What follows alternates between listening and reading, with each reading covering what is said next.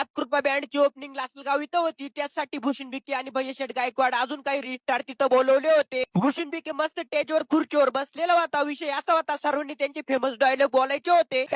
भैयशेठ यांनी पहिला मान भूषण बिकेला दिला नाही. तर बिकेनी शाळेत कधी नेत्याविषयी भाषण दिलं नाही. प्रेमाच्या माणसांना नाही पण म्हणता आलं नाही. सोपं नाही भाऊ. तर सुरुवात इथून झाली. संध्याकाळी डीएमला मेसेज आला होता की बिके तुला बँडच्या ओपनिंगला यावंच लागल. म्हटलं 100% दादा. भूषण बिकेची प्रेमाची माणसं हे सरप्राईज होतं. तुम्हाला मी सांगितलं नाही, याबद्दल मी माफी मागतो. ईश्वर दादा सानप आणि दीपक दाजी. आता तुम्ही म्हणशाल कोण आहे? अरे नाथकृपा बँड यांचं आहे. इथं ना पब्लिक जितकी होती ना, आम्हाला ऐश्वर्या लॉजवर थांबायला लावलं होतं. भैया शेट म्हणे बिके सगळे इथं आणि तुम्ही कुठं होते? शेटला म्हटलं जे माणसांमुळे मी आज इथं आहे ना, त्यांच्यासाठीच खाली थांबवलो होतो. हॅशटॅग प्रेमाची माणसं. ईश्वर दादा सानप म्हणे बिके आता कसं बोललास? आणि हा बिके तू लय बेकार रे. चालू भैया शेटची दातोळीची चैन हाणून दिली ना.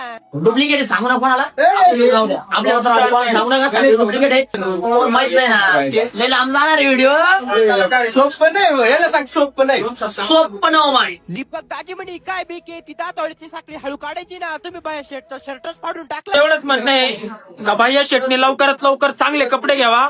मग त्यांचं मन भोळा आहे. एकदम भोळा माणूस आहे. भैया शेट चांगला आहे रे. बिकेला काहीच बोलला नाही ना. काय बोलतो द किंग मेकर खूप अध्यक्ष येवला. तर मित्रांनो मी तुमच्या सगळ्यांना लागा भैयाचे काय हा बिग यायला पण फॉलो करा, लाईक करा. आणि मोकर कल्ला झाला पाहिजे. आणि मोकर लल्ला आणि बाय काय बोलतो द किंग मेकर खूपचा अध्यक्ष लावा गाणं मोकर चौका चौकी.